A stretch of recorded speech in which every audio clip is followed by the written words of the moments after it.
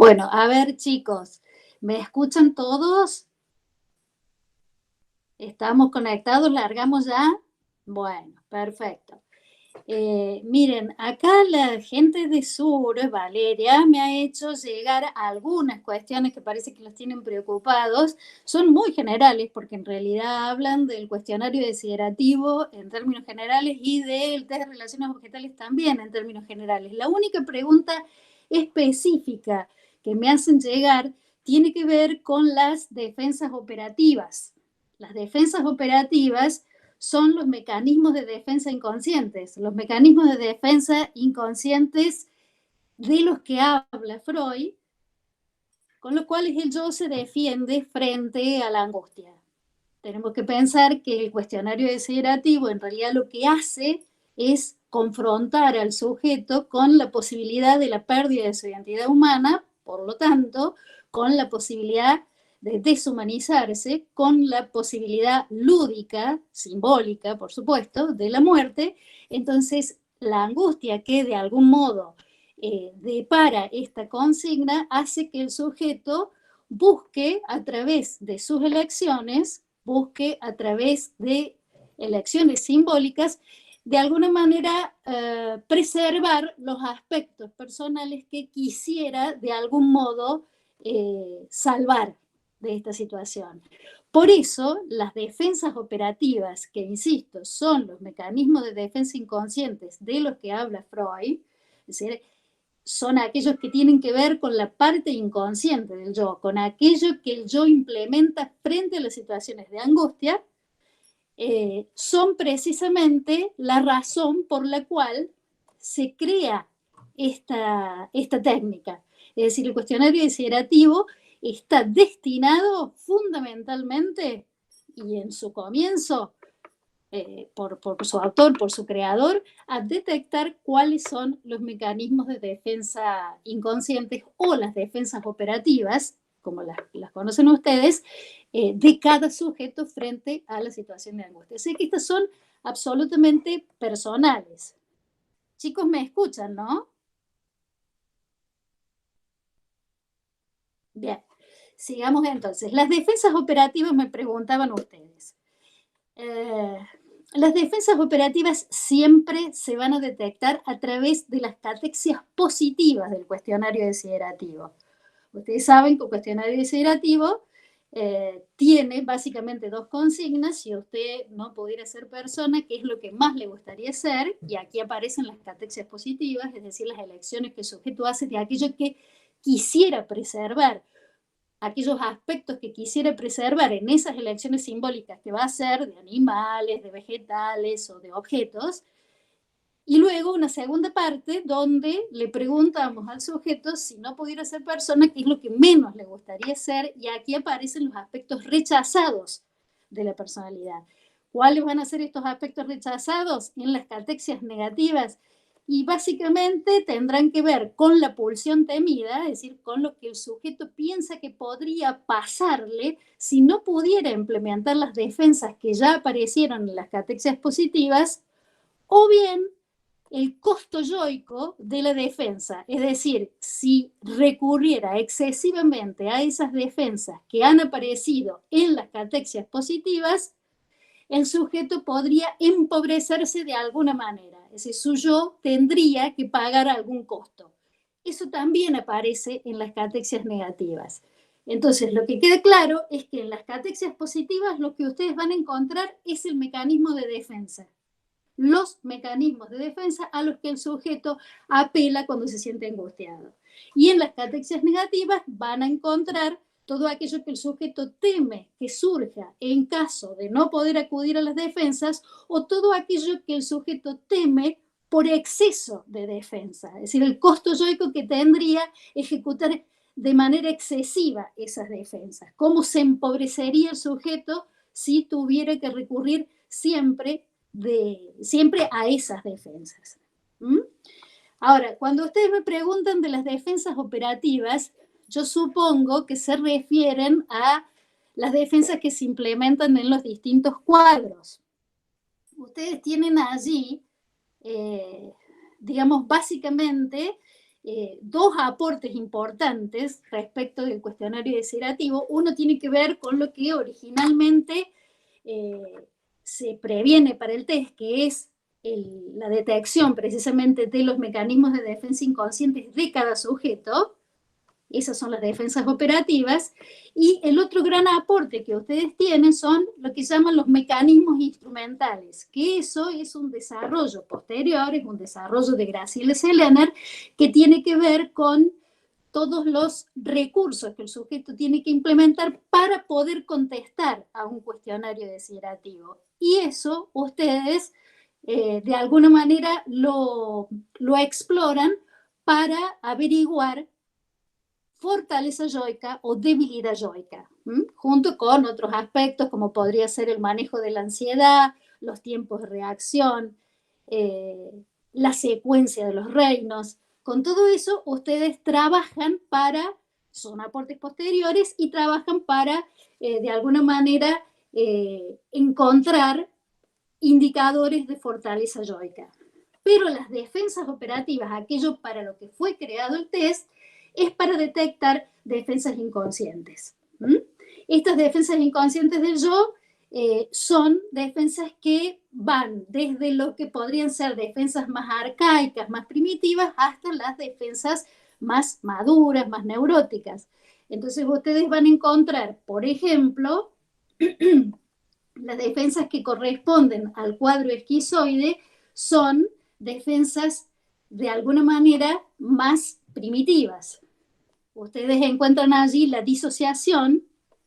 La disociación es en realidad una defensa de la teoría kleiniana que habla de la necesidad primordial de un sujeto en situación de indefensión, o sea, de un bebé, de alguien muy chiquito que depende del otro absolutamente, y que frente a la angustia persecutoria cuando se siente amenazado, necesita separar el objeto bueno del objeto malo. Esa separación, esa disociación, es lo que ustedes van a encontrar en el mecanismo de defensa. Esto le sirve al sujeto inicialmente para poder preservar el objeto bueno y para expulsar el malo o defenderse del malo de alguna manera.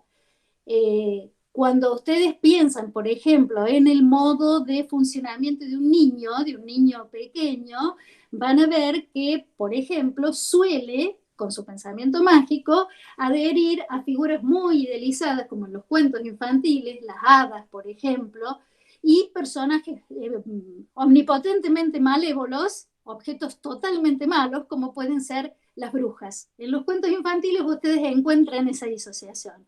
Bueno, esa disociación que encuentran en los cuentos infantiles es a la que apela el sujeto, en realidad ya maduro, para no comprometerse afectivamente con el otro. Es decir, lo que trata justamente es de no acercarse al otro, de distanciarse del otro, ¿sí? Eso ustedes lo van a encontrar en el cuestionario desiderativo, ya les digo, en las catexias positivas, cuando el sujeto, por ejemplo, elige objetos que están muy alejados, generalmente arriba, y que miran desde arriba lo que sucede abajo. Cuando eligen una estrella para ver, por ejemplo, todo desde arriba, cuando eligen la luna para iluminar a los enamorados y verlos desde arriba, cuando eligen un águila que puede dominar todo porque lo mira desde arriba, ese distanciamiento espacial da cuenta precisamente de esta necesidad de disociarse del sujeto y de apartarse del vínculo con el otro. Por eso en general ustedes no van a encontrar al otro explicitado en la elección, en la catexia positiva. Otra de las defensas que van a encontrar dentro del cuadro esquizoide es la megalomanía, la omnipotencia. Recurrir a símbolos que de alguna manera se vuelven totalmente poderosos, invulnerables, indestructibles. Las hadas, Dios, los ángeles, Batman, Superman, donde aparece justamente remarcada la posibilidad de abarcarlo todo. ¿Mm? Esa es la omnipotencia megalomaníaca. ¿Mm? Y luego aparece el split masivo, que en realidad ya yo no diría que pertenece a un cuadro esquizoide, sino que realmente es el mecanismo de defensa típico de la esquizofrenia, porque ustedes tienen que pensar que el split masivo es el mecanismo de defensa más primitivo del sujeto y el último recurso que tiene el yo frente a la angustia, que es fragmentarse, dividirse en múltiples pedazos. Esa es una defensa kleiniana. Veníamos de la disociación, que era apartar lo bueno de lo malo para poder controlar el malo y para poder preservar el bueno. Bueno, cuando eso fracasa, ustedes lo que tienen es la última posibilidad del yo de defenderse. Dice Melanie Klein que es hacerse pedacitos. ¿Mm?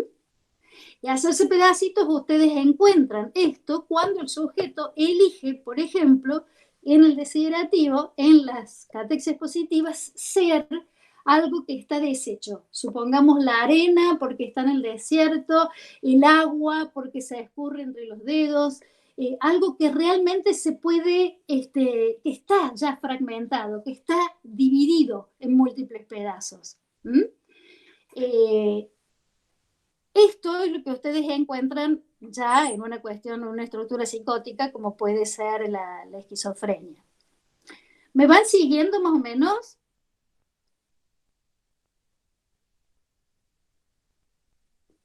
Bueno, no, espero que me escuchen. Tienen... Ah, bueno, bárbaro, bárbaro. Sí, profe, te escuchamos. Bárbaro, bárbaro. Entonces, escúchenme, si hay algo que no comprendan, por favor interrúmpanme y pregúntenme. ¿Mm? Porque yo no sé si me van siguiendo. Si está claro lo que les cuento o no. Bueno, Sí, profe, está claro. perfecto. Entonces tenemos, por un lado, las defensas esquizoides, que son estas tres que mencionamos recién. La disociación, la omnipotencia maníaca o omnipotencia megalomaníaca y el split masivo. Después tienen el cuadro depresivo. En el cuadro depresivo ustedes tienen básicamente dos defensas. Una que tiene que ver con la identificación proyectiva con el objeto interno y la otra tiene que ver con la negación maníaca. Vamos a ver cómo funcionan estos dos mecanismos como defensas por un lado y cómo aparecen en el desiderativo. Es decir, cuando nosotros pensamos en una estructura depresiva, lo que vamos a encontrar seguramente es un sujeto que deposita una parte de sí, que generalmente es el super yo que exige, el super yo que de alguna manera exige rendimientos, exige sumisión, exige bondad, exige dependencia del otro. Entonces, esas características del super yo exigente, del depresivo, del melancólico, son puestas en el otro. ¿Mm? Y se busca la aprobación del otro. Al otro hay que demostrarle que uno es bueno, que uno no es agresivo, que uno no tiene pulsiones destructivas, que uno es amoroso y que es básicamente bueno, para que el super yo lo apruebe y para que el super yo lo perdone. ¿Mm? Con lo cual, lo que seguramente van a encontrar como elecciones en el cuestionario desiderativo son aquellos objetos que pueden ser animales, que pueden ser vegetales o que pueden ser inanimados, de los cuales se va a destacar siempre la bondad, se va a destacar siempre el aspecto bondadoso, el aspecto no dañino. ¿Mm? ¿Qué cosas teme en todo caso el depresivo? Bueno, el depresivo lo que teme es que el objeto se enoje con él y lo abandone. ¿Mm? Y lo abandone por su agresión. Entonces tiene que demostrarle que es bueno. Aquellas características que tienen que ver con la bondad se ven recompensadas de algún modo por el acercamiento, casi les diría piel a piel, del objeto. Entonces eligen aquellos animalitos, por ejemplo, que son protegidos, que son acariciados, que son alimentados, que son sostenidos por los dueños, porque son buenos. Supónganse un conejito porque los cuidan, porque les dan verduritas tiernas, porque los protegen, porque los quieren como mascotas, o porque son muy buenos, porque son animalitos tiernos. En general lo que se suele subrayar es la cercanía piel a piel del objeto con el objeto elegido, digamos, el sujeto con el objeto elegido. ¿Qué ocurre cuando la defensa es maníaca, que también pertenece a la estructura depresiva? Bueno, acá es como si diéramos vuelta a la moneda. Entonces ya no se trata de demostrar que uno es bueno frente al superyo exigente, sino de demostrar que uno es absolutamente autónomo. La negación maníaca pasa por decir que uno no necesita nada, que es el otro el que necesita.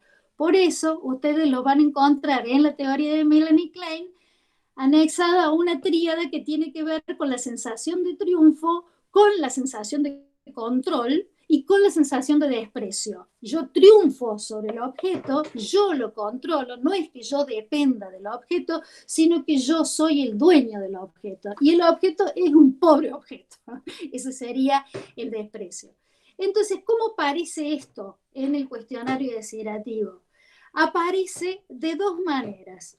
Una, aquella que prioriza un movimiento constante.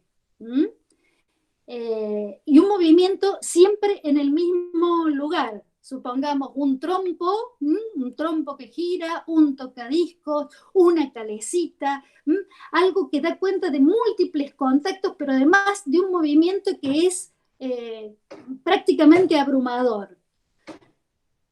La otra manera de aparecer de la defensa maníaca tiene que ver con precisamente esta sensación de triunfo, de desprecio y de negación de la dependencia del otro.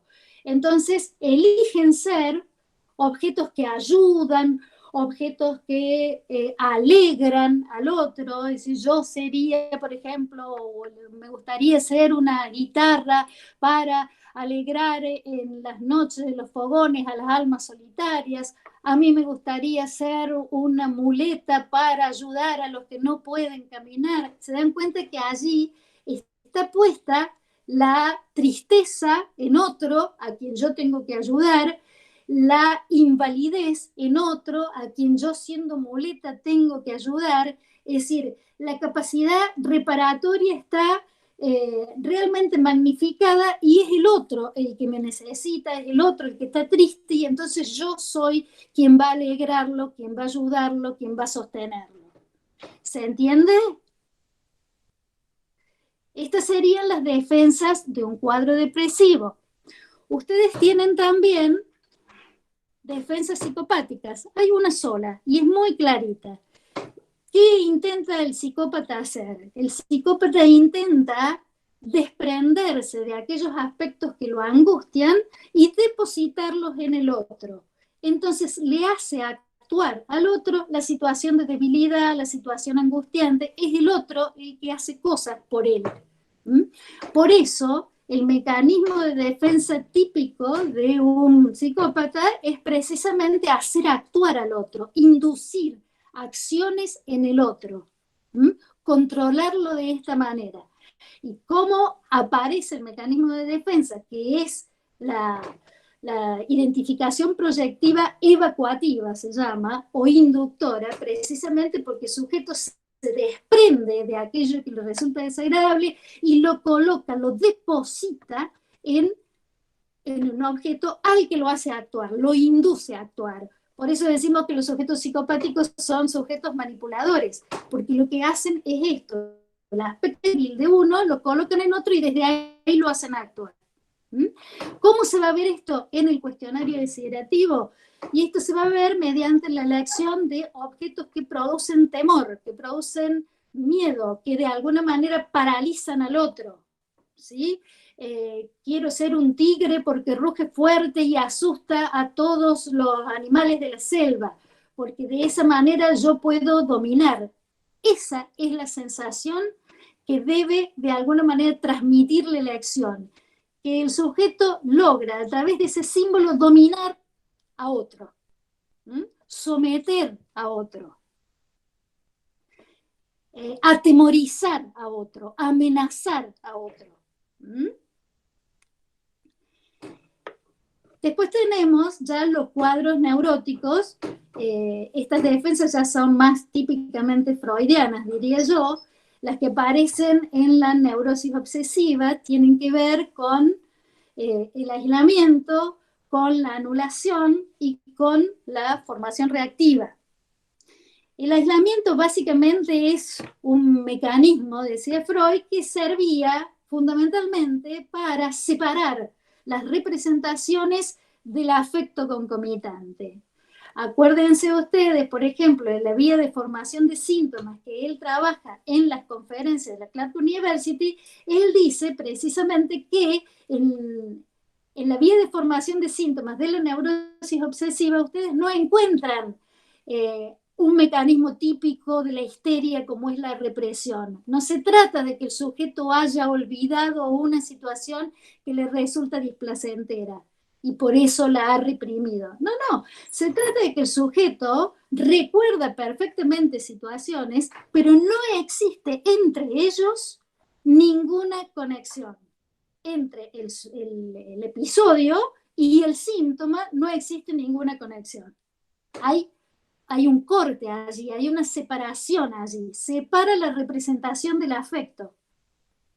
Entonces, de alguna manera, lo que ustedes van a encontrar en el cuestionario desiderativo es la elección de algunos objetos donde precisamente el afecto parece no estar presente. ¿Cuándo? Por ejemplo, cuando el sujeto elige ser una máquina eficiente, una computadora porque es útil para los trabajos de oficina. Cuando de alguna manera elige algo que no tiene demasiado compromiso con lo afectivo. Puede ser una máquina de calcular, puede ser una computadora, puede ser una máquina de escribir, puede ser algo que resulte realmente útil, por decirlo así, pero que no tenga demasiado compromiso con lo afectivo. ¿Cómo van a encontrar ustedes la formación reactiva? Bueno, la formación reactiva también es un mecanismo freudiano, típico de la neurosis obsesiva. Ustedes recuerden que la neurosis obsesiva fundamentalmente lo que ha reprimido son pulsiones hostiles. Ocurre que no siempre esas pulsiones hostiles pueden ser mantenidas a raya gracias a la represión. Entonces, ¿qué hace el sujeto obsesivo? Refuerza esa represión transformando en lo contrario la pulsión que se trata de mantener controlada. Entonces, si es la agresión lo que trata de mantenerse controlado, el sujeto lo que busca es justamente encontrar un animal que no sea dañino, claramente, y fundamentalmente que sea útil al hombre. Entonces va a decir, yo quisiera ser un caballo porque es útil al hombre de campo, le sirve para arar, le sirve para trasladarse, le sirve para cargar cosas. La idea es que el animal tenga que ser útil. También puede elegir, si ustedes piensan que en una neurosis obsesiva, tanto la pulsión hostil como aquello que tiene que ver con el erotismo anal está tratado de controlar, justamente lo que aparece, por ejemplo, es que el sujeto elija ser algo muy limpio o algo muy preciso, como un reloj. Justamente lo que aparece es el valor contrario de aquello que está bajo represión. Si es hostilidad, aparecerá la utilidad. Si es, digamos, la pulsión anal, aparecerá la limpieza, la precisión, la puntualidad. ¿Mm? Esas son las formaciones reactivas. Se llaman formaciones reactivas precisamente porque transforman en lo contrario la pulsión que se trata de controlar. ¿Mm? Entonces, todo aquello que hable, por ejemplo, de limpieza, de precisión y de utilidad, seguramente será una formación reactiva. ¿Mm? Nos quedaría entonces la anulación. La anulación es un mecanismo mágico, un mecanismo que yo diría es bastante fallido, si se quiere, en la neurosis obsesiva, pero que responde, por ejemplo, a los actos en dos tiempos, en los síntomas. Es decir, cuando se acuerdan el sujeto este que corría la piedra que encontraba en el camino porque suponía que la carroza donde iba su novia podía llegar a tener un accidente con esa piedra y la corría a un costado y después la volvía a correr hacia el otro costado y al final la terminaba dejando en el medio donde seguro el caballo iba a tropezar. Bueno, la anulación tiene que ver con esto, tiene que ver con un acto mágico que parece corregir un acto anterior. ¿Mm? Y el acto anterior seguramente tiene que ver con la agresión. El sujeto, por ejemplo, que en los síntomas no está claro si ha cerrado o ha abierto la llave de gas, lo que trata es de anular algo que seguramente ha hecho, que es abrir la llave de gas. Es decir, dar cuenta precisamente de lo que es la pulsión hostil. Entonces, en el cuestionario desiderativo, esta especie de borradura, esta especie de acto distinto que anula al anterior de carácter hostil, lo van a encontrar, por ejemplo, en los sujetos que eligen en las catexias positivas un objeto que después van a rechazar en las catexias negativas. ¿Mm? Qué sé yo, ustedes eligen un perro porque es útil, porque es fiel, porque preserva la seguridad del amo, por ejemplo, claramente una formación reactiva. Y luego en las negativas resulta que parece que el sujeto rechaza el perro porque el perro es, porque el perro a veces muerde. ¿Mm? Se dan cuenta de que lo que aparece por un lado es la utilidad como formación reactiva, la fidelidad al dueño, la protección del dueño, justamente como formación reactiva de la utilidad inconsciente, y se le escapa en las catexias negativas justamente a través del mismo símbolo. Por eso es una anulación. Eso que ha sido elegido, el perro, aparece también rechazado en las catexias negativas. Hay otra forma de anulación que es bastante más atenuada cuando el sujeto elige en las catexias positivas dos objetos. Yo quisiera ser perro porque es fiel al amo y porque lo protege, o podría ser caballo porque es muy útil en el campo.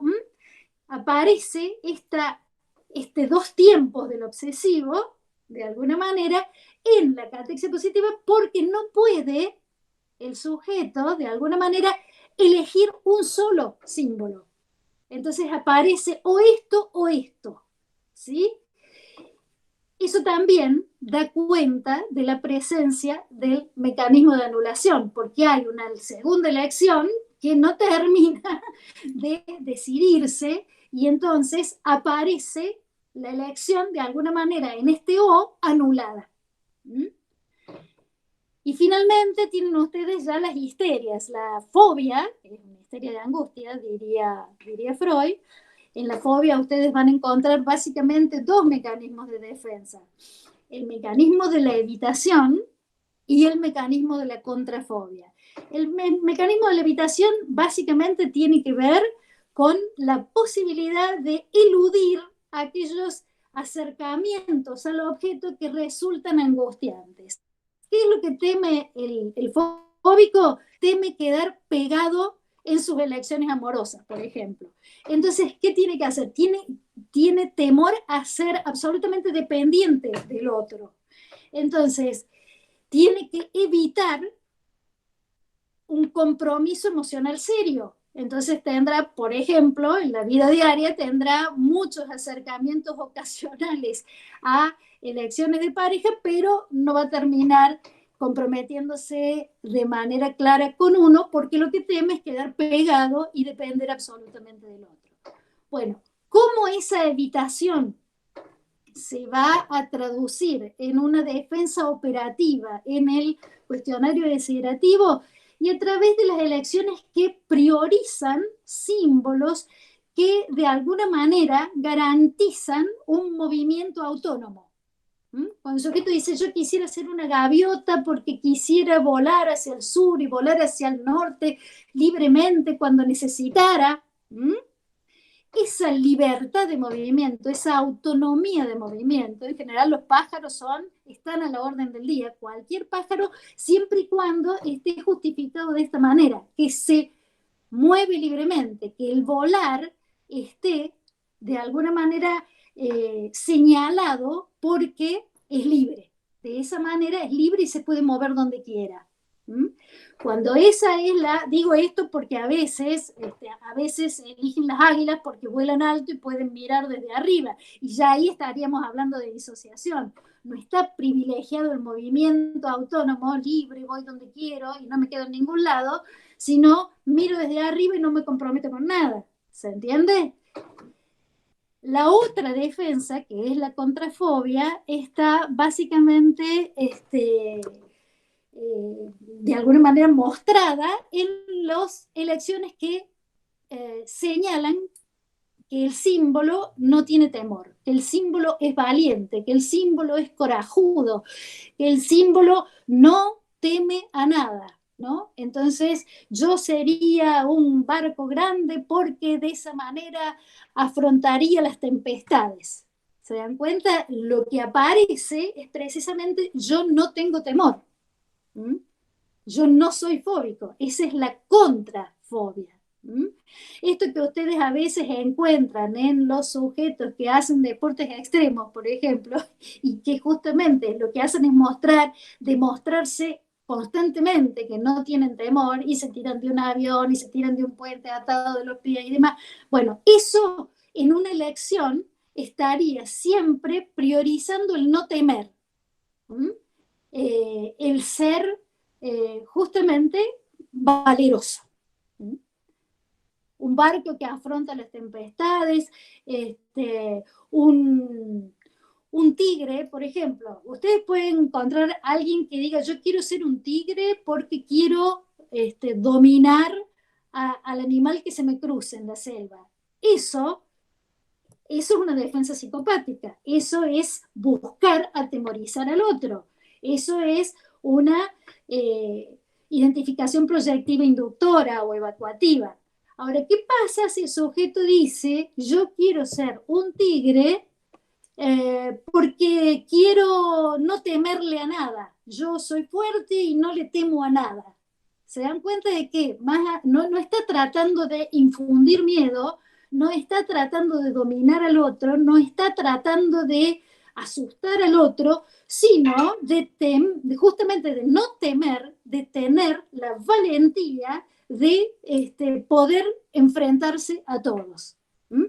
Por eso les digo que depende, muchas veces el símbolo ya en sí tiene una condensación simbólica importante, pero muchas veces la justificación les da a ustedes la dirección de la razón por la cual el sujeto quiere ser eso.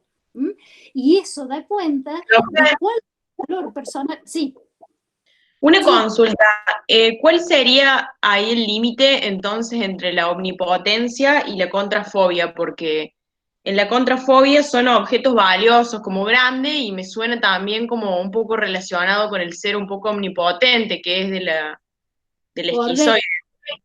Correcto. Lo que vos decís es que de alguna manera tienen que ver con un modo de afrontar el mundo más maníaco. Sí. ¿Cuál es la diferencia? La diferencia es que la omnipotencia trata de abarcarlo todo. Es absolutamente indestructible el sujeto. El sujeto es omnipotente. En el caso de la contrafobia, lo que ustedes tienen es alguien que no tiene miedo, alguien que enfrenta las situaciones de temor sin temor. Lo que hace es subrayar la valentía, el coraje con el que uno se enfrenta al miedo, porque el fóbico lo que tiene siempre es miedo. El omnipotente no tiene ningún miedo, el omnipotente ha abarcado todo, el omnipotente no tiene ningún límite, el omnipotente puede con todo porque es indestructible. Justamente el fóbico sabe que no es indestructible y dice, bueno, lo que voy a hacer es valiente. ¿Se entiende más o menos? Sí, profe, gracias.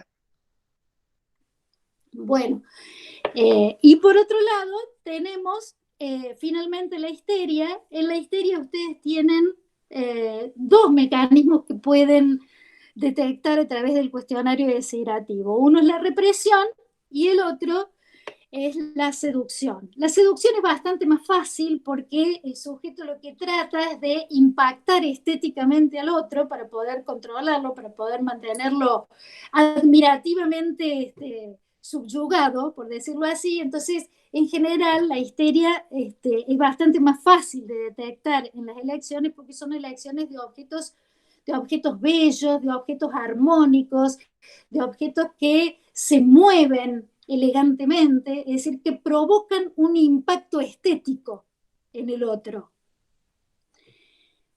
En cambio, la represión quizás sea un poquito más difícil de detectar y sin embargo es bastante clara porque lo que aparece es la elección, por ejemplo, de un objeto con una alta carga simbólica, con una alta densidad simbólica. Yo sería, dice la histeria, una estrella de mar, yo sería un colibrí, yo sería un pájaro de 7 colores, yo sería un leopardo o una gacela que corre y salta bellamente por el bosque. Sería todo eso.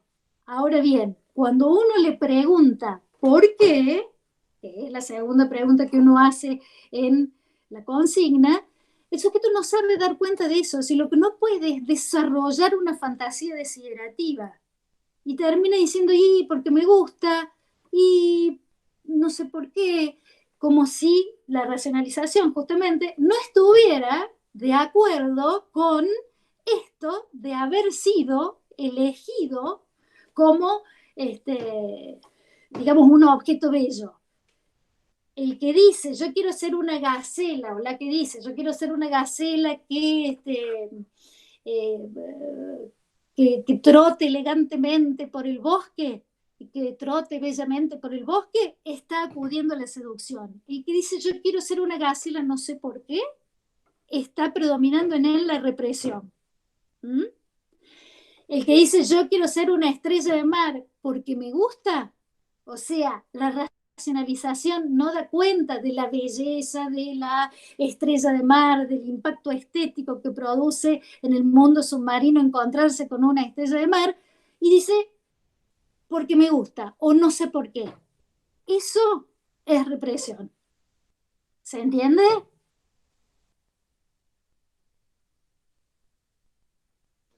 Sí, profe, se entiende. Sí, profe, se entiende. Bueno, porque por favor les pido que me interrumpan cuando algo no quede claro, porque yo no sé si les sirve esto que les estoy diciendo, no sé si más o menos tienen claro cuáles son las defensas operativas, porque esa era la pregunta que me hacían, defensas operativas en el cuestionario desiderativo. Y como esas defensas van de alguna manera a señalar alguna estructura, una estructura esquizoide o esquizofrénica en el caso del split masivo, o una estructura depresiva en el caso de la identificación proyectiva con el objeto interno o de la manía.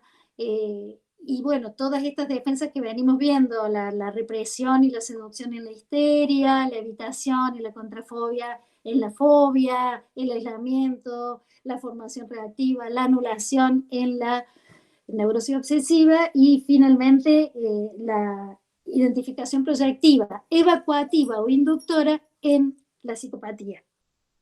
¿Mm?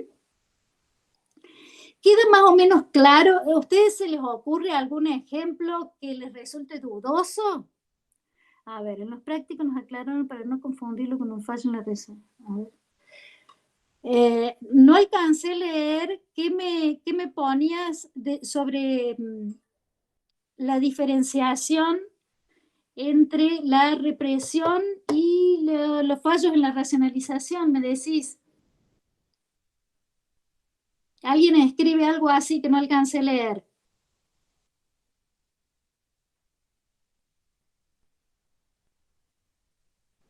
Profe, si entra al chat, está ahí escrito lo que puso la compañera. Ah, espérate, a ver el chat, ¿dónde anda esto? ¿Será? A ver. Ah, acá está, sí. Gracias. En los prácticos nos aclararon que para no confundirlo con un fallo en la racionalización, tengamos en cuenta que tienen que ser símbolos con gran nivel estético donde se esperaría una buena justificación estética. Bueno, está bien esto que dicen, está bien esto que les han aclarado en los prácticos, porque, a ver, dentro de lo que pueden ser las defensas instrumentales, las que apuntan a la fortaleza yoica, los mecanismos instrumentales, esos mecanismos que hacen falta para poder responder al cuestionario desiderativo, ustedes tienen la primera disociación, la segunda disociación, la identificación proyectiva y la racionalización, que es esta última. La racionalización en general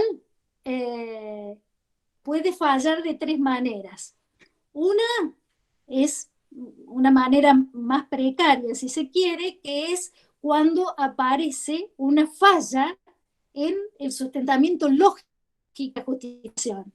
Si alguien dice, yo quisiera ser una vaca porque es alegre, bueno, está eligiendo una característica de la vaca que claramente no es esencial y además yo no tengo la menor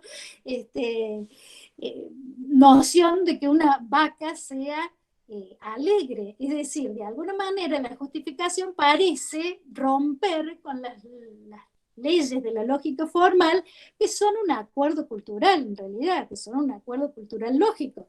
Bueno, como no es un aspecto esencial, decimos que lo que falla es la racionalización porque justamente hay una incoherencia lógica.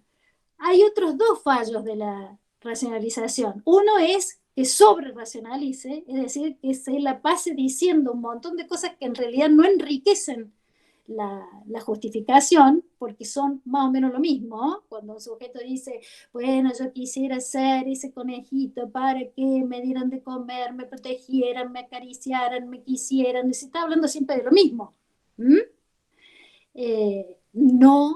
No enriquece la racionalización. No es porque sea larga la racionalización, porque hay racionalizaciones que son muy largas, pero que están abarcando aspectos muy diferentes de lo que eligieron. Qué sé yo, alguien que diga, bueno, yo quisiera ser un chimpancé porque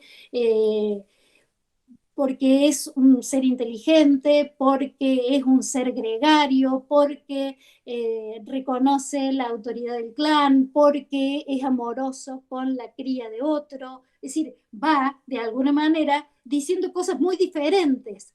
En cambio, cuando insiste siempre en lo mismo, sin enriquecer la racionalización, está sobredimensionada la racionalización. El tercer fallo de la racionalización, que insisto, es una defensa instrumental, es un mecanismo instrumental, es precisamente no dar una racionalización. Y efectivamente, en la histeria, cuando el sujeto dice ¿por qué me gusta? Y no está dando una justificación. Sería importante que hubiera un símbolo efectivamente con gran nivel estético, pero además con una gran condensación simbólica, junto con una imposibilidad por represión precisamente de desarrollar esa fantasía, esa fantasía histérica, por cierto, esta fantasía inconsciente. Entonces está bueno eso que les dicen, que hay algo elegido con gran nivel estético, que uno esperaría de alguna manera que apareciera una justificación con tela, por decirlo así, una justificación importante, estética, y no aparece, y porque me gusta, y no sé. Profe, tengo una duda Dime. que no sé si ya lo dije porque entré un poquito más tarde. Cuando empiezan el teórico sobre el test operativo, la profe dice que da información acerca de la estructura de la persona y Sí. también de aspectos dinámicos. ¿Estaría bien decir que da de los dos o si de repente nos preguntan sobre qué información dar, poner sobre dinámico solo? Porque me generó como esa confusión ahí. Mira, yo creo que en el desarrollo que ustedes tienen en la cátedra de justamente las defensas operativas, que es de lo que estamos hablando, claramente el abordaje es dinámico, es decir, claramente tiene que ver con aquello que yo opone a la pulsión que trata de alguna manera de alcanzar la motilidad. Entonces sí tiene que ver con la dinámica del aparato psíquico. Ahora, cuando ustedes hablan, por ejemplo, de los mecanismos instrumentales, están hablando de fortaleza y de debilidad yoica. Es decir, están hablando de cuán fuerte es ese sujeto y eso sí es estructural, ¿me entendés? Cuando ustedes abordan, por ejemplo, una producción que tiene muy pocos fracasos en los mecanismos instrumentales, es decir, que es un sujeto que puede disociar, puede realmente entender el cómo sí del juego que en realidad representa el cuestionario desiderativo, entender que esa muerte a la que de alguna manera es sometido es simbólica, que es una muerte jugada, que es un como si te murieras, entonces podría ser un animalito que eligieras. eh, Esa posibilidad de entender la consigna como un como si da cuenta de la capacidad de pensamiento simbólico de un sujeto, ¿sí? Da cuenta de la capacidad precisamente de diferenciar fantasía de realidad. Y eso solamente se da cuando la represión primaria, la que arma el aparato, está conseguida. Entonces estamos hablando de un aparato psíquico consolidado, estamos hablando de un yo fuerte, es decir, estamos hablando de una cuestión estructural que parte de que alguien ha podido entender el como sí, que ha podido, por ejemplo, diferenciar en la disociación secundaria lo que es positivo de lo que es negativo, sin mezclarlos, sin apartarlos excesivamente uno de otro, es decir, eligiendo aquellos aspectos que quiere preservar, teniendo claro cuáles son aquellos que quiere rechazar, cuando hay verdaderamente una elección simbólica, es decir, cuando hay algo con lo cual yo me puedo identificar y depositar un aspecto de mí y me va a representar indirectamente y yo no me voy a confundir con eso que acabo de elegir, no me voy a confundir con el perro que es fiel y cuida el amo. No voy a decir yo sería un perro porque entonces podría cuidar a mi amo, por ejemplo. Y allí se acorta la distancia simbólica, allí de alguna manera el sujeto está identificado y se confunde con el símbolo. Bueno, cuando eso sucede hay debilidad yoica. Cuando el símbolo verdaderamente mantiene una distancia emocional adecuada, representa indirectamente algo sin confundirse con ello, entonces estamos hablando de alguien que tiene capacidad de pensamiento simbólico. Y la capacidad del pensamiento simbólico es un aspecto estructural de la personalidad.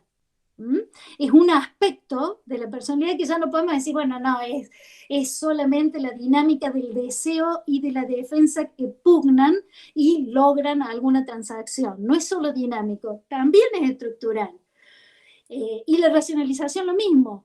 Por eso digo, cuando ustedes abordan los aspectos que tienen que ver con los mecanismos instrumentales, de estos de los que habla Graciela Sellener, están apuntando a un aspecto estructural. Ah, bueno, profe, gracias. Y cuando hablan de justamente de las defensas operativas, están hablando de un aspecto dinámico. ¿Se entiende? Sí, sí, ahí quedó claro, gracias. Bueno, cuéntenme qué otra cosa les resulta difícil.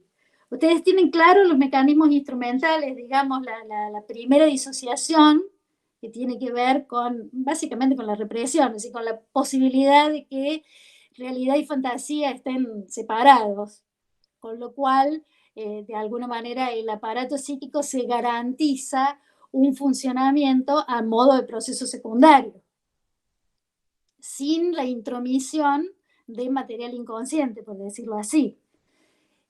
La segunda disociación tiene que ver precisamente con la capacidad para poder distinguir los aspectos valorados de los aspectos rechazados.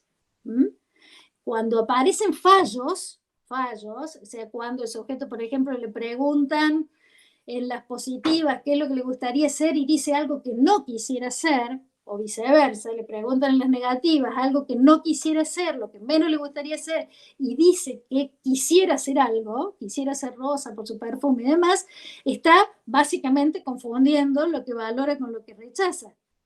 Cuando un sujeto elige algo que convencionalmente, por ejemplo, no es entendido de esa forma, es decir, cuando elige algo por cuestiones que normalmente, culturalmente, en el grupo sociocultural al que pertenece, se rechaza, es decir, yo quisiera ser un perro porque tiene los dientes afilados y muerde, es decir, pero ¿cómo? En realidad, el consenso social diría que eso no debe ser elegido. A lo mejor un psicópata elegiría de esa manera, ¿no? Pero en general, esa confusión, justamente porque el psicópata lo que hace es confundir lo bueno y lo malo. Y de hecho, las elecciones psicopáticas, ustedes van a encontrar que justamente el tipo elige aquello que los demás pensarían que es rechazable. Quisiera ser un tigre porque de esa manera anularía la voluntad de todos los animales y podría atemorizarlos a todos. En general, eso es algo que la gente dice, bueno, no, pero eso se debería rechazar. Bueno, eso es lo que hace un psicópata, confundir lo bueno y lo malo. En las elecciones donde eso se confunde, aparece precisamente una elección positiva con una racionalización que convencionalmente no responde a aspectos positivos. O viceversa, un rechazo de un objeto por razones que tradicionalmente no son rechazables. Es decir, no quisiera ser una rosa porque tiene rico perfume. Se entiende que ahí hay una confusión entre lo que es rechazable y de lo que es apetecible, por decirlo así, o deseable. La otra manera que tienen ustedes es cuando aparece la mezcla, es decir, cuando el sujeto reconoce los aspectos positivos, pero no puede dejar de incluir uno negativo. ¿Por qué? Porque no tiene solucionada básicamente la ambivalencia en sí mismo. Entonces, puede elegir, qué sé yo sería un chancho porque su carne es útil y es muy rica, pero vive en un chiquero en la sociedad. Entonces, ese pero le agrega una característica negativa cuando venía hablando de aspectos positivos. Esa mezcla entre lo positivo y lo rechazado aparece como una falla de la segunda disociación, de la posibilidad de distinguir lo valorado de lo rechazado. Y me parece que la última es una excesiva disociación, es decir, como una separación muy, muy grande entre lo que es elegido y lo que es rechazado, ¿no? Es decir, por ejemplo, qué sé yo, quisiera ser una roca porque es indestructible y no quisiera ser, qué sé yo, una bomba nuclear porque destruiría todo. O quisiera ser el sol porque es fuente de vida y no quisiera ser un virus que puede destruir todo. Es decir, cuando hay una excesiva distancia entre lo que se idealiza y lo que se peyorativiza. Ese también es un fracaso de la segunda disociación. Después tienen ustedes la identificación proyectiva, que esta sí da cuenta de la posibilidad de simbolizar, por eso Nosotros decimos que existe un símbolo cuando el sujeto puede elegir una representación que alude a un aspecto de sí mismo que quiere preservar o que quiere rechazar, pero que no se confunde con él y no despierta la misma resonancia afectiva que lo representado. Por eso ustedes tienen que el fracaso justamente de la identificación proyectiva es la ecuación simbólica. Una ecuación simbólica que puede ser atenuada cuando el sujeto dice, qué sé yo quisiera ser guitarra porque alegraría los fogones a las almas solitarias. Uno no sabe bien si es la guitarra o él el que alegraría los corazones solitarios. Y hay una ecuación simbólica mucho más grave, que es aquella donde el inconsciente aparece realmente a cielo abierto. Es decir, no hay ninguna mediación simbólica. Y el sujeto dice, no quiero ser obelisco porque me verían desnudo. ¿Mm? Es decir, el obelisco es para él el falo, es para él la desnudez. Entonces, eso, una ecuación simbólica, ¿qué es en matemática una ecuación? Una igualdad. Entonces, no hay acá una representación, una mediación, sino que esto es igual a esto. El objeto obelisco es la desnudez, ¿sí?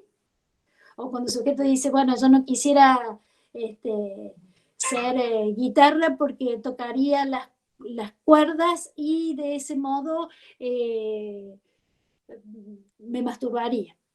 O directamente, no quisiera hacer guitarra para no masturbarme. Entonces, eso da cuenta de que no hay ninguna distancia representativa, no hay ninguna distancia emocional entre el símbolo y lo simbolizado.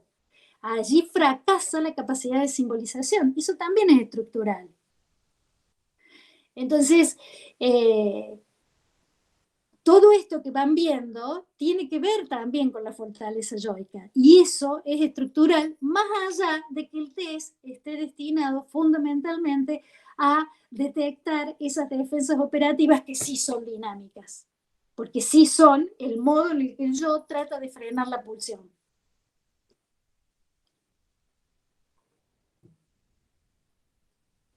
¿Alguna cuestión que tengan particularmente con el cuestionario desiderativo que a ustedes les parezca que podamos desarrollar? ¿Alguna duda que ustedes tengan?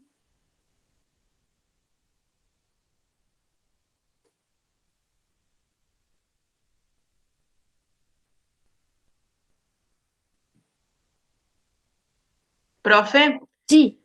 a mí me genera un poco de duda como cómo, digamos, acercarnos al tipo de cuadro, digamos, que presenta el sujeto, porque, por ejemplo, si en las defensas operativas presenta una defensa de tipo histérica, también presenta omnipotencia y, por ejemplo, una maníaca. Y después en los temores presenta temores fóbicos, bueno, digamos podemos llegar a que el cuadro es más una neurosis, pero puede ser, por ejemplo, tipo obsesiva y también fóbica a la vez, o cómo nos acercamos, digamos, a Sí. eso. Está muy bien la pregunta, está muy bien porque me parece que eso da con una cuestión que es esencial desde el punto de vista del diagnóstico. Y es que cuando ustedes tengan a predominancia de una defensa que se repite estereotipadamente, están seguramente en condiciones de apuntar a un cuadro psicopatológico. Ahora bien, cuando aparecen defensas de distintos cuadros, defensas muy diferentes, como con las que vos estás mencionando, estamos más cerca de la salud, porque estamos más cerca de la flexibilidad defensiva. Quiere decir que estamos frente a un sujeto que tiene variabilidad en las defensas, es decir, que puede acudir a distintos recursos según sea la experiencia vital en la que por la que está atravesando. Y eso da cuenta de mayor fortaleza yoica en términos de flexibilidad. Por supuesto que cuando ustedes toman el cuestionario desiderativo, si se lo toman, digamos, a un amigo, si se lo toman a alguien que no está pidiendo asistencia, por decirlo así, que no se siente angustiado, que no siente que la vida no la puede sobrellevar, que no siente angustia, que no tiene esa conciencia de enfermedad, bueno, pueden encontrarse con producciones más o menos sanas donde aparecen muchas defensas variadas. Y eso da cuenta de la flexibilidad defensiva y da cuenta de la salud también, de la salud psíquica. Ahora, es muy probable que cuando alguien llegue a consultorio a buscarlos a ustedes desde el punto de vista clínico, porque está angustiado, porque siente que no puede con la vida, porque siente cierta conciencia de enfermedad, o porque lo traen y no la tiene, seguramente van a encontrar defensas más estereotipadas, defensas que apuntan a un cuadro. ¿Se entiende lo que digo?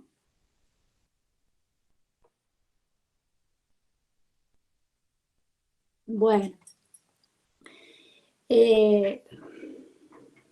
Cuéntenme qué cosa quisieran ustedes que desarrolláramos para que tengan, no sé, ¿tienen alguna duda? ¿Hay alguna cuestión que les interese particularmente?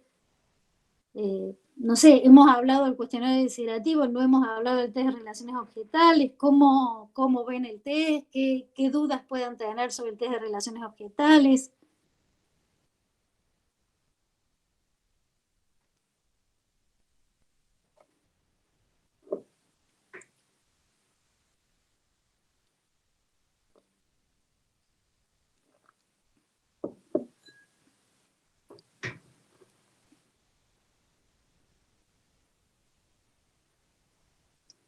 Los indicadores en el test de relaciones objetales. ¿Me estás hablando de los indicadores de análisis?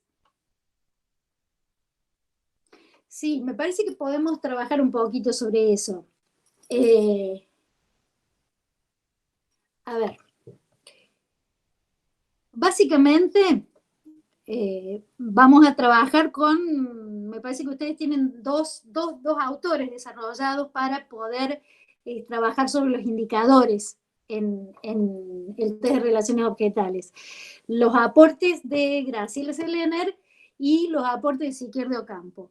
Los aportes de Graciela Selener son más freudianos. Los aportes de Siquier de Ocampo son más de índole kleiniana, pero tienen, me parece que bastantes coincidencias respecto a cómo considerar el análisis del test. Desde el punto de vista de Graciela Selener, ella trabaja, yo no sé si ustedes se acuerdan, si han trabajado ya seguramente con los test gráficos, han visto que ella trabaja siempre sobre 3 niveles de inferencia. Los niveles observacionales, que son precisamente esos indicadores que hay que tener en cuenta, que ella recorta particularmente desde su formación y desde su experiencia, porque son precisamente algo que les dice algo respecto de una hipótesis diagnóstica, son observables, aparecen, son manifiestos. Después aparece un segundo nivel de análisis, que sería precisamente la interpretación dinámica de eso que es empírico, de eso que se ve.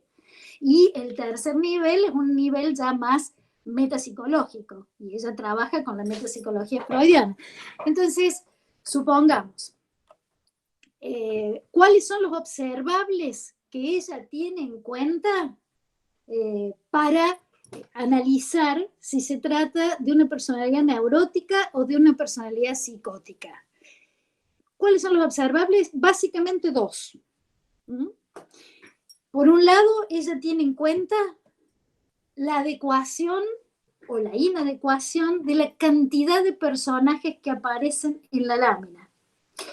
Ustedes saben bien que el test de relaciones objetales es un test que tiene en realidad 3 series, la serie A, la serie B y la serie C, y cada serie tiene 4 láminas según la cantidad de personajes que presenten. Un personaje, 2 personajes, 3 personajes o un grupo. Entonces ustedes tienen dentro de la serie A, que es una serie gris, difuminada, donde prácticamente no hay ambiente, es decir, no hay contenido de realidad que pueda ser distinguible, ustedes tienen a 1 ¿m?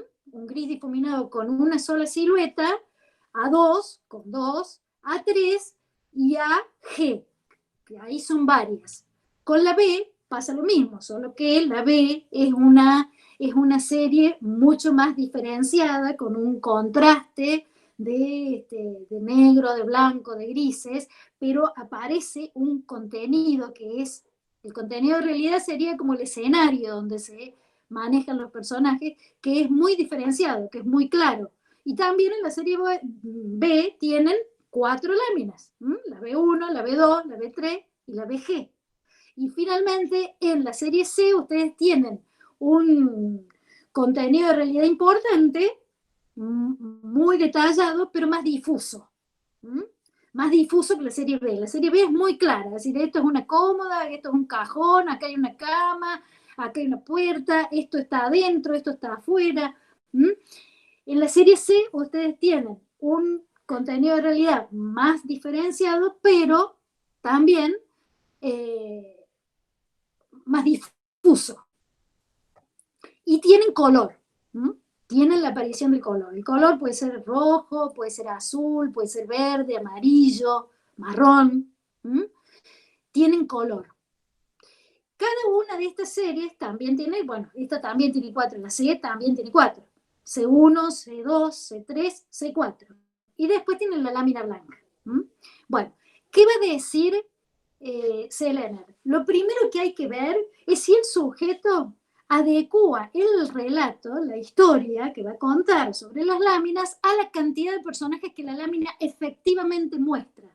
O sea que esto tiene que ver con una adecuación perceptual.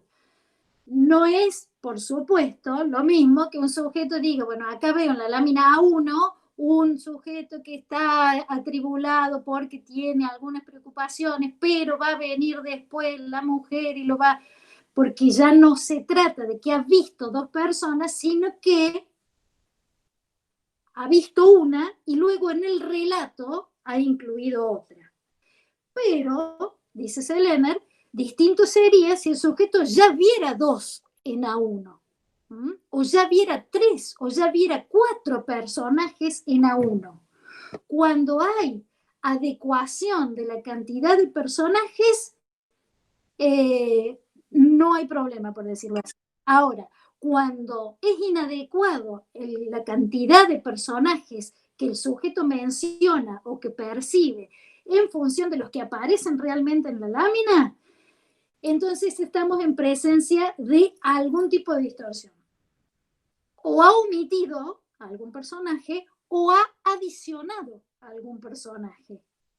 Entonces, ese primer observable nos va a dar cuenta de estructuras distintas. ¿Por qué dice Selener? Porque si el sujeto ha adecuado la cantidad de personajes, seguramente se trata de una cuestión neurótica normal. Si el sujeto ha omitido un personaje, es decir, si no habla, supongamos en C3 no habla de un personaje, habla de 2, o en B3 no humaniza, digamos, al tercero excluido y dice que eso es una planta o que eso es un jarrón o lo que sea, estas omisiones ya hablan, por cierto, de una alteración en el juicio de realidad, en la percepción del sujeto, pero seguramente son de índole neurótica, dice Selener. Seguramente tienen que ver con la evitación de alguna situación conflictiva, como puede ser la del tercero excluido en la triangularidad edípica, que resulta displacentera por alguna razón y entonces el sujeto niega o evita esa figura, pero lo hace desde el punto de vista neurótico. Lo que es más difícil, digamos, en términos distorsivos de percepción para Selener es la adición de personajes. Es decir, cuando el sujeto ve más personajes de los que hay en la lámina. Aún así, ella dice, bueno, hay que tener en cuenta que hay algunas adiciones que son estadísticamente distintas porque son más frecuentes. Entonces, si son frecuentes, por ejemplo, en la 1, agregar un personaje, digamos, un personaje que estaría abajo a la izquierda en la lámina, a veces sucede para justamente que el sujeto no se sienta tan solo en la primera frente a una situación desconocida y agrega contrafóbicamente, por decirlo, un personaje que podría verse abajo a la izquierda. Ustedes tienen en el manual el caso de alguien que en esa misma lámina ve como 4 o 5 personajes, ¿no? Es decir, hay uno que está huyendo de otros 2 personajes que lo vienen persiguiendo porque ya mató a uno que está, y se ve el cadáver, según él, a la derecha. Entonces, allí no hay adecuación perceptual de la cantidad de personajes que se pueden ver en la lámina. Y esos agregados son, según Selener, índices importantes del deterioro del sentido de realidad del sujeto, del juicio de realidad del sujeto. El sujeto es como si alucinara algo que allí no está. Entonces son de índole psicótica y de alguna manera hablan de la alteración importante del juicio de realidad, de que no existe en ese momento el funcionamiento de lo que Freud llama la función yoica del juicio de existencia. Eso que está ahí, por decirlo así. Ese juicio de existencia, que es una función yoica, está alterado, entonces el juicio de realidad se altera y el sujeto altera su relación con la realidad. Entonces seguramente se trata de un aparato psíquico que funciona no según el principio de realidad, sino según el principio de placer, y aparecen elementos que tienen que ver con el funcionamiento del proceso primario. Por eso, dice Selener, esas adiciones dan cuenta de distorsiones de la realidad de índole psicótica. Y esto lo trae ya en el tercer nivel, porque en el primer nivel dice, bueno, no es adecuado la cantidad de personajes, se ve observablemente en la historia que no coincide la cantidad de personajes que el tipo ve con los que aparecen en la lámina. ¿Qué puedo pensar? En segundo nivel, puedo pensar que fracasa el examen de realidad, entonces que el aparato psíquico funciona según el proceso primario y se rige por el principio del placer. Y en el tercer nivel, que es más especulativo, dice, bueno, acá entonces, si la realidad no está conservada, entonces el conflicto del sujeto es entre el yo y la realidad. El sujeto ha desestimado la realidad y esa desestimación de la realidad da cuenta de una personalidad psicótica, de una estructura psicótica. Por eso, ese primer observable que tiene que ver con la cantidad de personajes da cuenta también de estructura. El segundo indicador que toma Selener tiene que ver básicamente con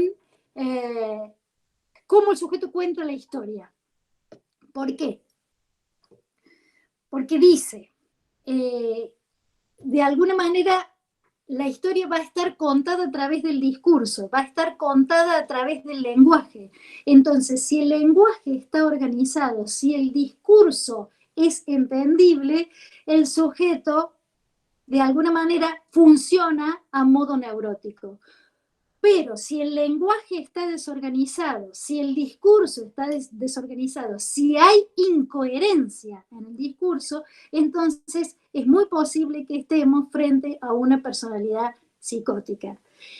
Eso, que tiene que ver con la logicidad, en todo caso, del discurso, tiene que ver con la forma en la que el sujeto va contando, más allá de lo que cuente, más allá de las fantasías que vayan apareciendo, la forma en la que va construyendo la historia puede aparecer como un discurso coherente a través de nexos lógicos, a través del respeto por las leyes formales. Ustedes recuerden que el proceso secundario es algo que se rige según la lógica formal.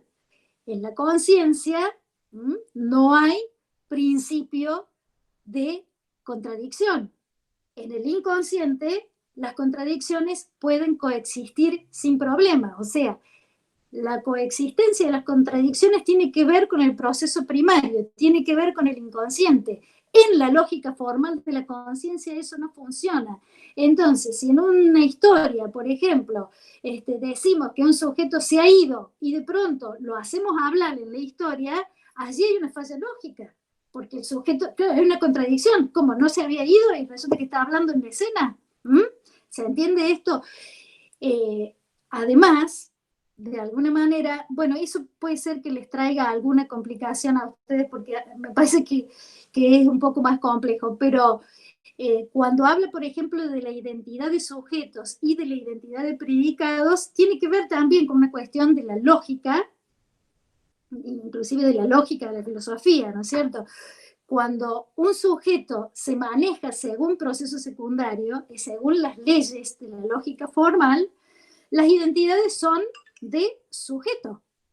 Supongamos, si alguien dice, todos los hombres son mortales, Sócrates es hombre, entonces Sócrates es mortal, eso es lógico. Ha hecho una identidad de sujetos, los hombres y Sócrates. Ahora, cuando el pensamiento es paralógico, es decir, cuando se rompen las leyes de la lógica formal, la identidad ya no es sobre sujetos, sino sobre predicados. Nosotros decimos, los leones son fuertes, los soldados son fuertes, entonces los leones son soldados. Lo que hemos hecho es una identidad de predicado, no de sujeto. Después asimilamos los sujetos por la identidad de predicado, porque como son fuertes, entonces también son soldados. Los leones son soldados. ¿Se entiende? Y en las historias, ustedes ven, bueno, ahí tienen, por ejemplo, la cuestión esta por ejemplo, un personaje que dice que viene huyendo de otros dos que quieren matarlo y que ya han matado a uno y que vienen de abajo porque la maldad viene de abajo. Y en realidad es una respuesta bien concreta a la distribución espacial. Los delincuentes vienen de la parte de abajo de la lámina, por decirlo así, de la parte inferior de la lámina. No solo es un concretismo, sino que también podría dar cuenta de esto que yo les digo de la identidad de predicados, ¿no? Es decir, el delincuente viene de abajo, la parte de abajo siempre es mala, entonces el delincuente, el de abajo siempre es malo, ¿se entiende? Si nosotros decimos, por ejemplo, qué sé yo, un pobre vive en... o pertenece a un eslabón de la sociedad bajo. Los delincuentes viven en el bajo mundo, entonces los pobres son todos delincuentes. Lo que hacemos es, de alguna manera, identificar los predicados y construimos un prejuicio. ¿Se entiende cuál sería la diferencia entre lo que es una identidad de sujetos? Sócrates es hombre, los hombres son mortales, Sócrates es hombre, Sócrates es mortal, identidad de sujetos, a identidad de predicados como podría haber en los leones son soldados o en un todos los pobres son delincuentes. De alguna manera la identidad está dada por el pertenecer al área baja de la sociedad.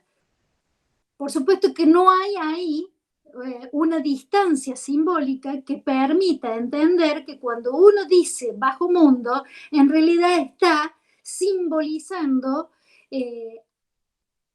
a un modo de vivir que no respeta las normas sociales de convivencia.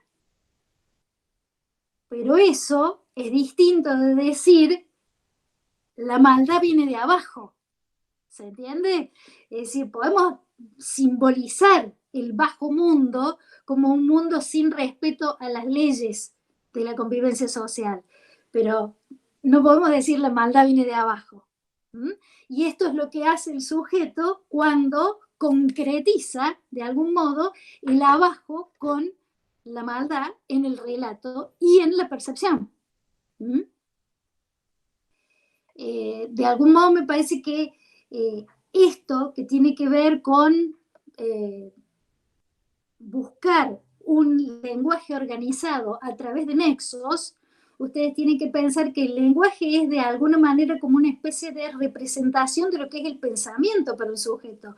Y el pensamiento se vuelve más socializado a medida de que el sujeto va aprendiendo el lenguaje. Y el lenguaje es social. El lenguaje nosotros lo aprendemos con otros que hablan nuestro mismo lenguaje.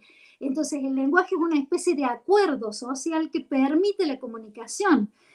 Por eso el discurso tiene que ser entendible para que sea comunicable. Cuando el discurso se vuelve raro, cuando el discurso se vuelve autístico, cuando el discurso se vuelve extraño, es cuando ya no comunica, es cuando se vuelve autístico según la lógica del mismo sujeto, del psicótico que está hablando, del psicótico que está delirando.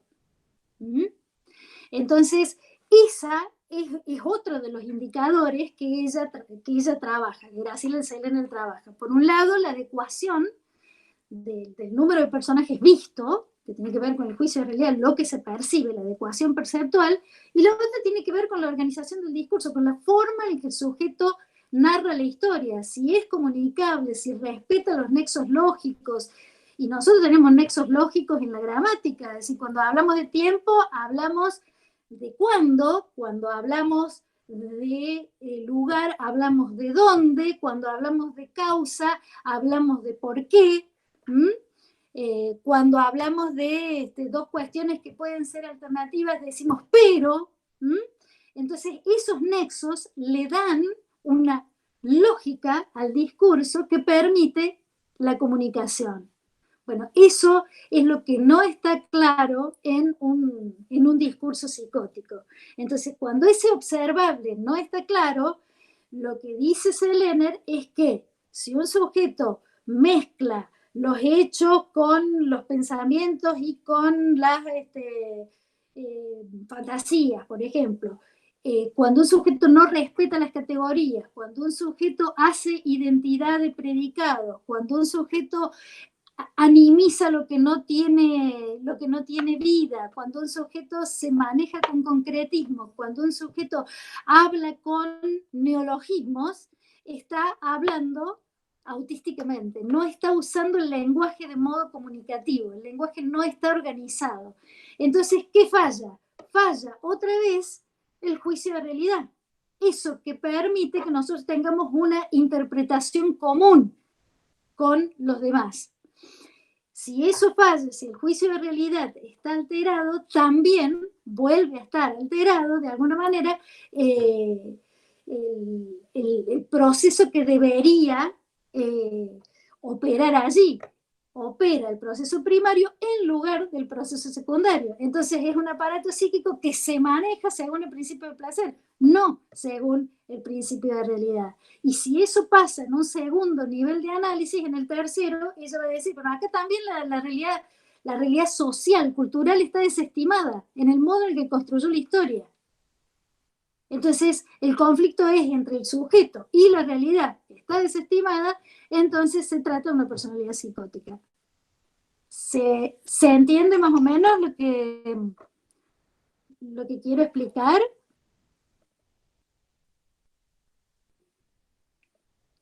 Bueno, esos son, por ejemplo, las cuestiones que tiene en cuenta fundamentalmente Sellener, que trabaja con estos niveles. Observa algo, lo interpreta y después baja a la metapsicología y a la estructura, neurótica o psicótica.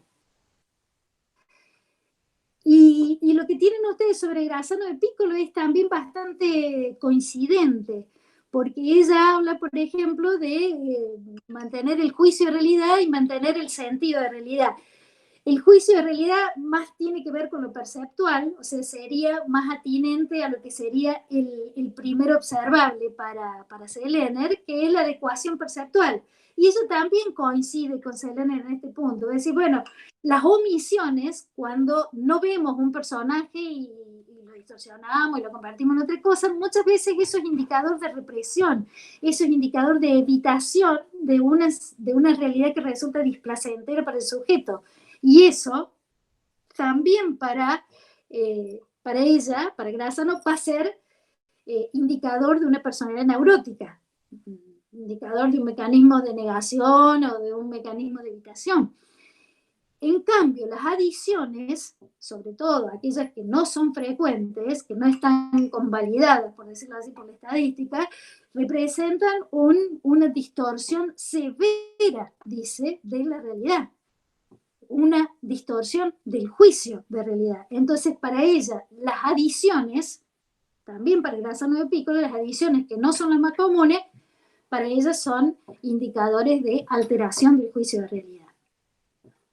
El sentido de realidad más tiene que ver con la interpretación que el sujeto le da según el contexto de realidad.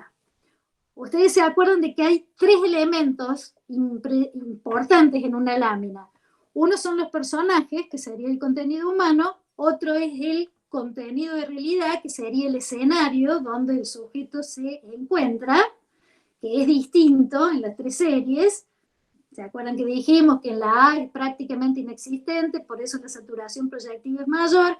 En la B es muy contrastante, el blanco y el negro y el gris, y entonces se ve claramente el escenario donde se encuentran los personajes, se sabe si es una habitación o si es un exterior. Y en la C ustedes ya tienen el color y tienen, sí, seguramente más contenido de realidad, pero más difuso. Bueno, lo que va a decir Grassano básicamente es que la historia que se cuente tiene que respetar el clima emocional del contexto de realidad que procuran precisamente lo que llamaría Herbert Philipson los colores. Los colores son decisivos. ¿Por qué? Porque en la serie A ustedes tienen el gris difuminado. El gris difuminado lo que hace es remitirte a la época en la que los bebés ven de esa manera, difusamente. No pueden percibir con nitidez nada de lo que los rodea.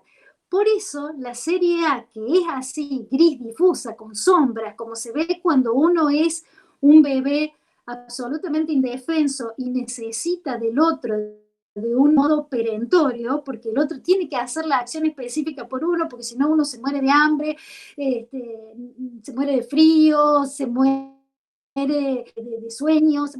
Es decir, necesita de la protección del otro. Por eso la serie A tiene que ver con una serie más regresiva, tiene que ver con ansiedades que están ligadas a las primeras relaciones objetales con los objetos arcaicos o con los objetos significativos de la primera época, con esos que hicieron la acción específica por nosotros, con los que nos protegieron o nos desprotegieron, con los que acudieron a nuestro llamado o nos desatendieron. Entonces, de alguna manera, la serie A, el clima emocional de la serie A tiene que ver con las ansiedades muy tempranas de un sujeto, cuando está en relación de absoluta dependencia del otro. El clima emocional de la serie B ya es distinto, porque es un clima mucho más maduro, es un clima, por supuesto, frío, amenazante, tiene que ver con las figuras de autoridad, tiene que ver con las figuras superyoicas, pero ya es mucho más maduro, ya no está hablando de un sujeto que depende absolutamente del otro y de la acción específica del otro para sobrevivir. Ya está hablando de un sujeto más maduro, que de hecho ve las cosas discriminadamente como aparecen en la serie B. Y en la serie C ya aparece el color. El color, ustedes todavía no han visto Roger, pero lo van a ver también. El color siempre tiene que ver con la calidad de los afectos. Siempre tiene que ver con la naturaleza emocional de los vínculos. Entonces, también, de alguna manera, implica un clima emocional distinto. Entonces, diciendo ya todo esto, volvamos a Grassano. Grassano dice, el sentido de realidad tiene que ver con construir historias que respeten el clima emocional que tiene que ver con la trama que presenta la lámina. que respeten esa resonancia emocional que la serie A, que es más regresiva, la serie B, que es un poco más madura, pero que tiene que ver con las figuras de autoridad, y la serie C, que tiene que ver con la naturaleza de los afectos, que aparezca eso en la historia, dice. Es importante que aparezca. El sentido de realidad, que tiene que ver con la interpretación que uno hace de la historia, puede aparecer muchas veces alterado. Es decir, un paranoico les va a alterar ya desde la toma, les va a alterar el sentido de la toma, les va a decir frente a la consigna, pero usted ¿para qué busca estos datos y por qué me está mostrando estas láminas? Estas láminas están preparadas a propósito para provocarme depresión si le das la lámina 1. Es decir, hay ya una interpretación de la toma que es claramente paranoide.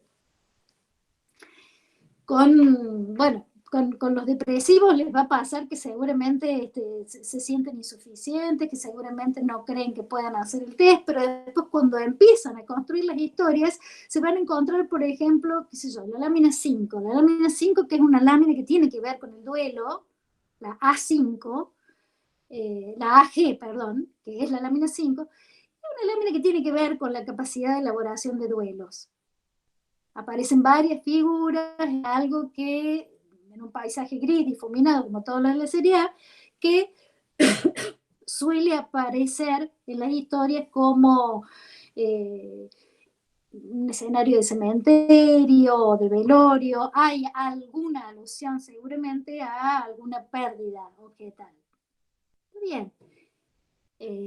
¿Cómo podemos distorsionar el sentido de esto, de la lámina AG?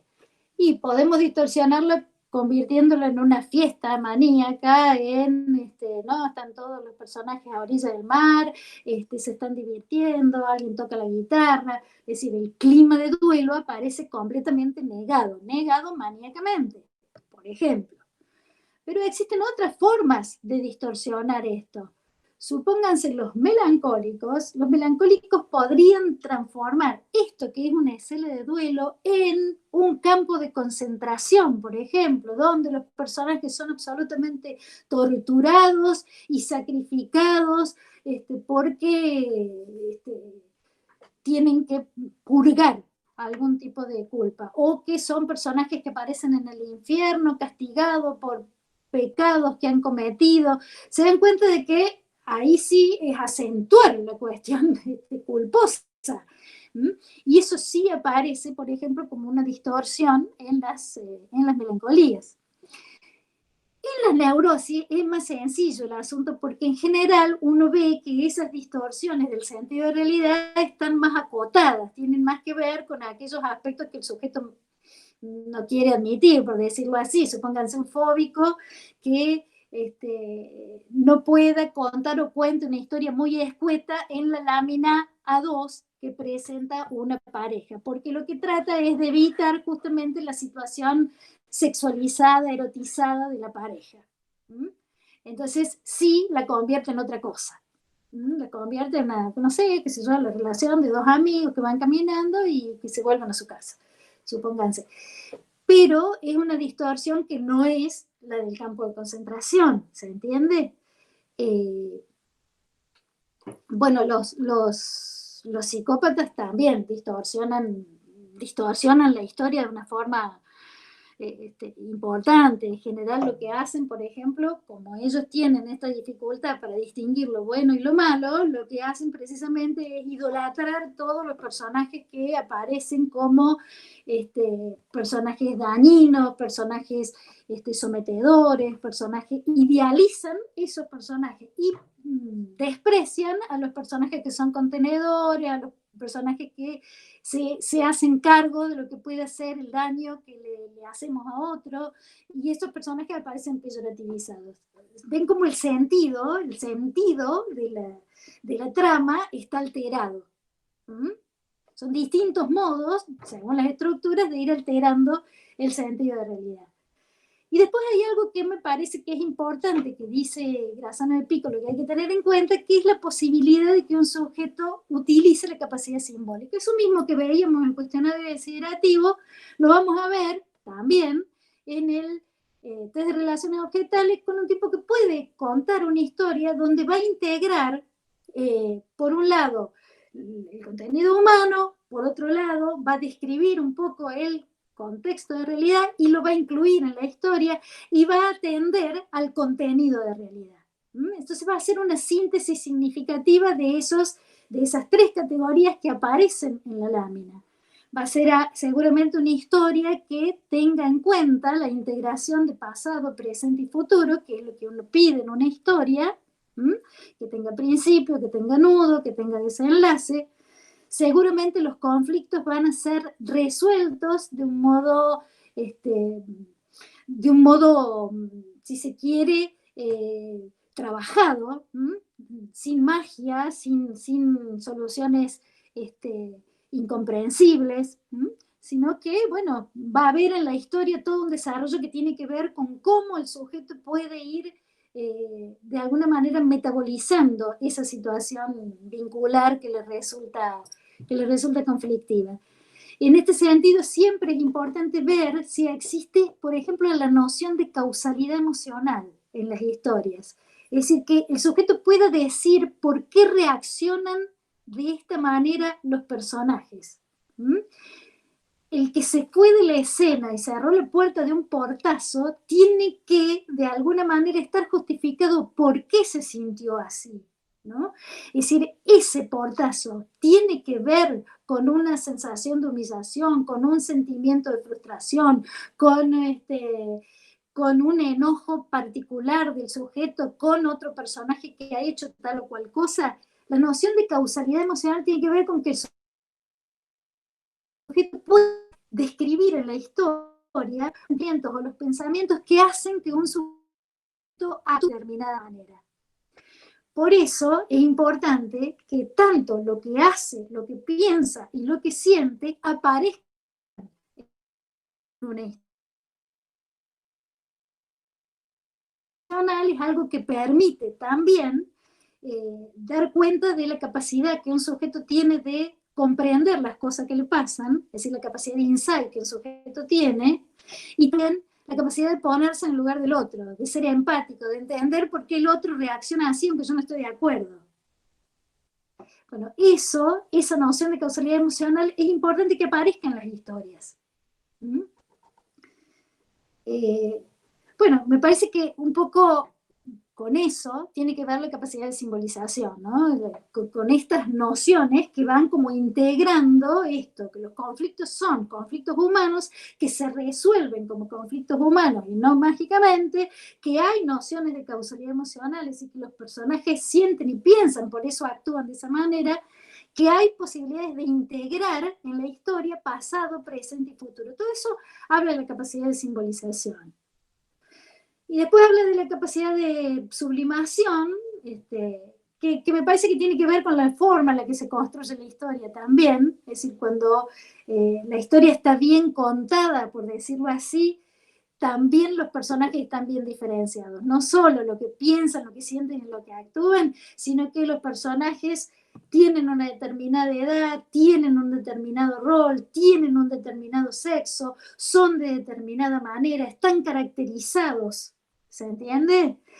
Y por otro lado, la capacidad de reparación, que tiene que ver con que la historia esté armada, por un lado, y por otro lado, con que los personajes, o al menos algún personaje, tenga capacidad de reparación. Capacidad de reparación significa que pueda darse cuenta del daño que ha causado a otro, que pueda tener empatía con otro, que pueda ser medianamente contenedor, aunque sea un personaje, que se haga cargo también, por ejemplo, de la ansiedad depresiva, aunque sea uno, y no que todos los personajes admirables sean personajes dañinos, personajes envidiosos, personajes agresivos, personajes sádicos. Eso también habla de la capacidad de reparación, porque si alguien está siempre en esa tendencia, bacana que puede reparar. ¿Se entienden más o menos los criterios que manejan estas autoras? Sí, profe.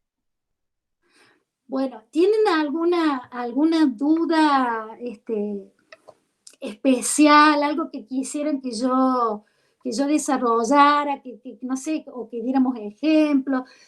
No sé, ¿cómo ven este parcial que los tiene citados para el jueves?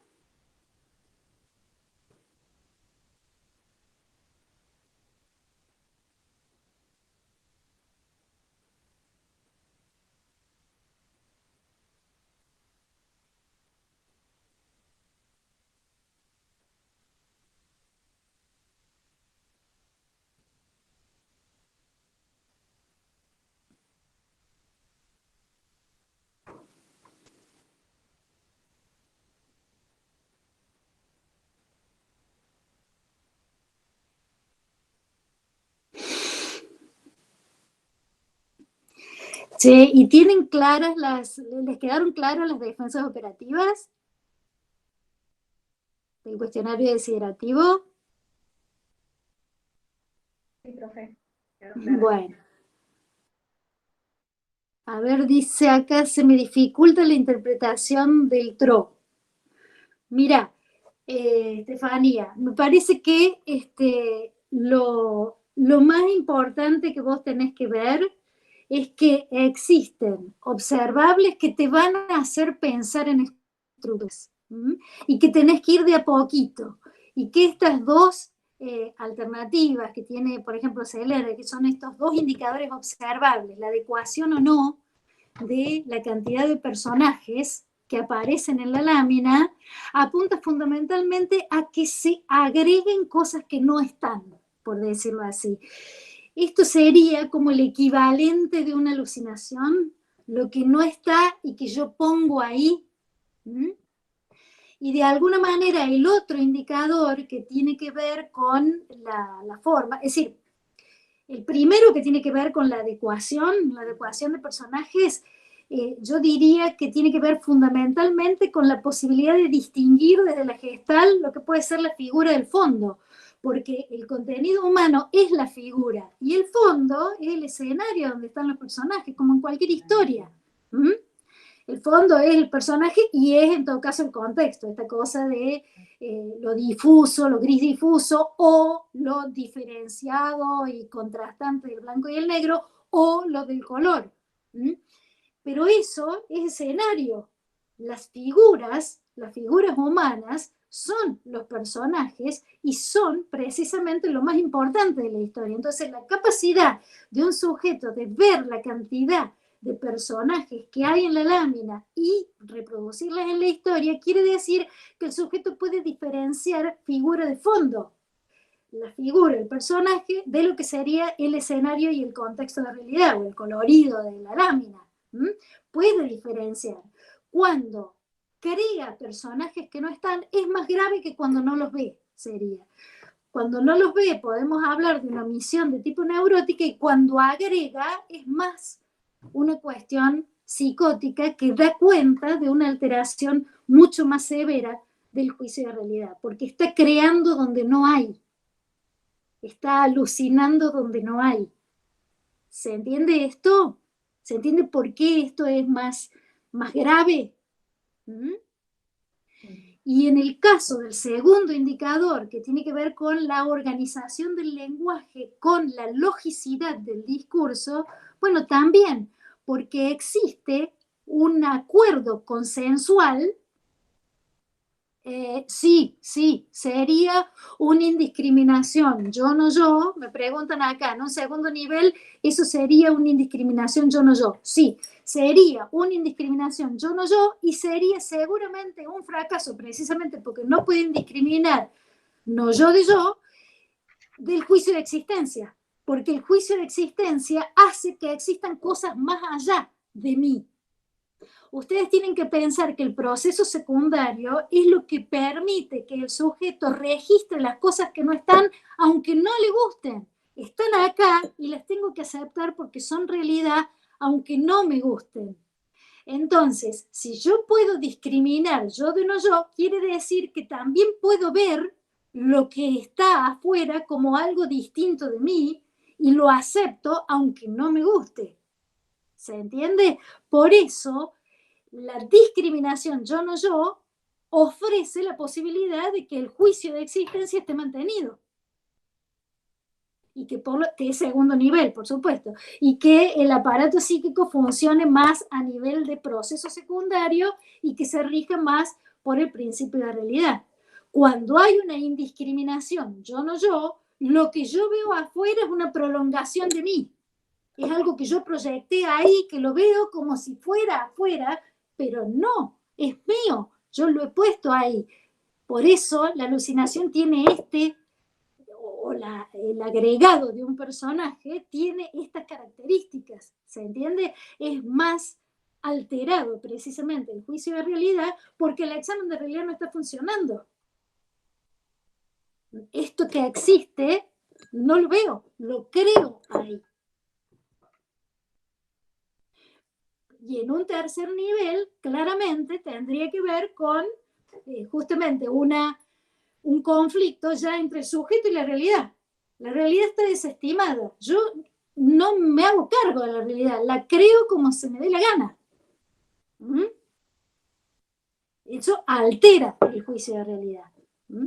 Y en tercer nivel, claramente, estamos hablando de un mecanismo de desestimación de la realidad, de un conflicto de yo del sujeto con la realidad y de una estructura psicótica.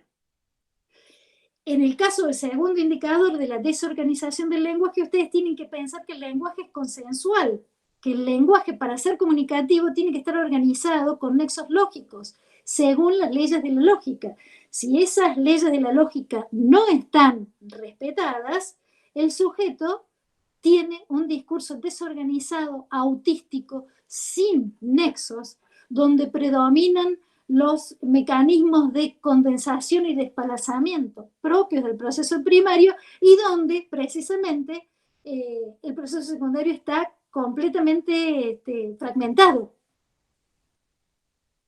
Entonces están en presencia también de una personalidad psicótica que no adscribe al convenio sociocultural que constituye el lenguaje como una realidad cultural. O sea, esa es la realidad que está ahí afectada. ¿Se entiende lo que quiero decir o es muy complicado?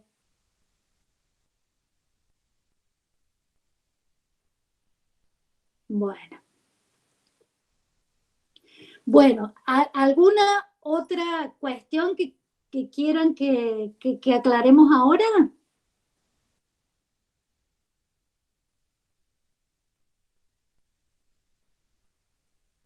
Claro, sí, te falta leer el test de relaciones objetales, Celeste. Sí, ahí te van a surgir probablemente más dudas. Bueno, pero yo espero que esta noción les sirva a ustedes para cuando lo lean.